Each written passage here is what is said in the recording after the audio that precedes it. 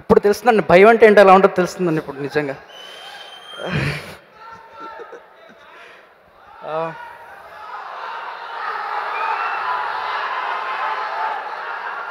Sir,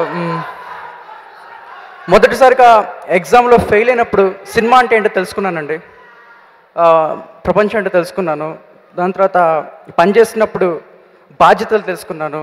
దాని తర్వాత మొదటి జీతం తెలుసుకున్నప్పుడు నాన్న పడిన కష్టం తెలుసుకున్నాను.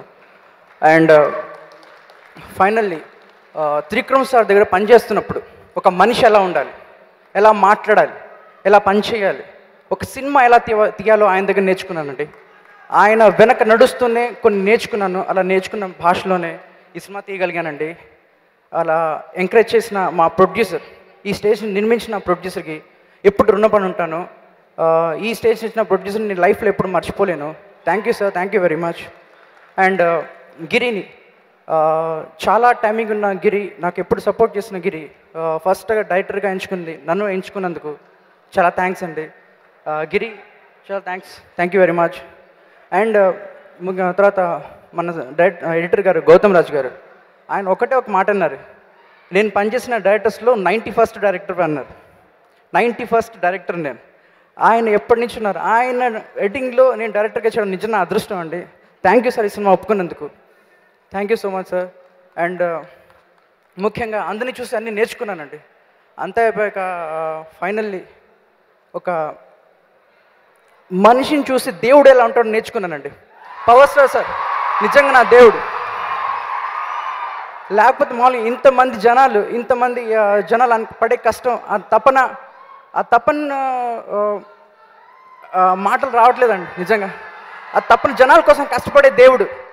నిజంగా దేవుడు ఎందుకంటున్నానంటే చేసిన సహాయమే, ఆ సహాయం ఆ దైవత్వం అండి. నిజంగా కష్టం, ఫలితం, సహాయం అన్నీ పక్కనే ఉంటాయండి. దానికి కారణం ఈ స్టేజ్. ఎందుకంటే కష్టపడ్డాం, టీం ఉంది, సహాయం చేయడానికి దేవుడు వచ్చాడు,